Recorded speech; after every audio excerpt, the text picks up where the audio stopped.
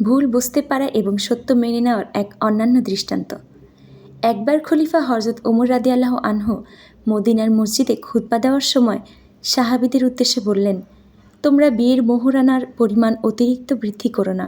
রাসূল সাল্লাল্লাহু আলাইহি ওয়াসাল্লামের যুগে বা তার সাহাবীদের যুগে যে পরিমাণ মোহরানা নির্ধারণ করা হতো তার চেয়ে বেশি কেউ ধার্য করো না।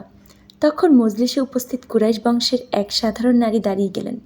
তিনি খুব শান্ত ও ধীর কণ্ঠে খলিফাকে উদ্দেশ্য করে বললেন, ওমর, মহান আল্লাহ তাআলা কুরআনে আমাদের যা দিয়েছেন তুমি তা নিষিদ্ধ করার কে? খলিফা ওমর রাদিয়াল্লাহু আনহু বিস্মিত হয়ে জিজ্ঞেস করলেন, আল্লাহ কুরআনে কি বলেছেন? মহিলাটি তখন সূরা নিসার 20 নম্বর আয়াতটি তেলাওয়াত করে শোনালেন, তোমরা যদি তাদের স্ত্রীদের একজনকে বিপুল পরিমাণ ধন সম্পদও মোহরানা হিসেবে দিয়ে থাকো তবে তা থেকে কিছুই ফেরত নিও না। আয়াতটি শুনে হযরত ওমর রাদিয়াল্লাহু আনহু বিন্দুমাত্র দ্বিধা না করে নিজের ভুল বুঝতে পারলেন।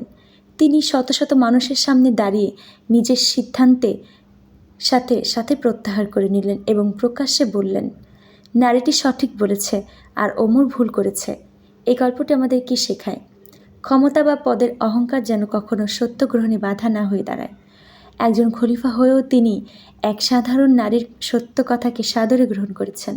ভুল মানুষ মাত্রই হতে পারে, কিন্তু ভুল বুঝতে পারার পর তা খোলা মনে স্বীকার করে নেওয়া এবং নিজেকে সংশোধন করে নেওয়াই হলো প্রকৃত মুমিনের পরিচয়।